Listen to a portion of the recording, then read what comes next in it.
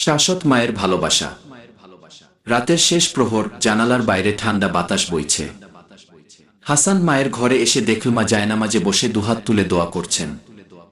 হাসান চুপচাপ দাঁড়িয়ে শুনছিল মা বলছেন, হে আল্লাহ, আমার ছেলেটাকে নেক হায়াত দিও, দিনের পথে রাখো। হাসানের চোখে পানি এসে গেল। ছোটবেলায় যখন সে অসুস্থ হতো মা রাত জেগে কোরআন পড়ে মাথায় ফু দিতেন। কিন্তু বড় হওয়ার পর সে মাকে আগের মতো সময় দেয় না। পড়াশোনা, বন্ধু বান্ধব, এসবেই ব্যস্ত। আজ হঠাৎ উপলব্ধি করল মায়ের ভালোবাসার কোনো শর্ত নেই। মা সবসময় দোয়া করেই যাচ্ছেন, বিনিময়ে কিছুই চান না।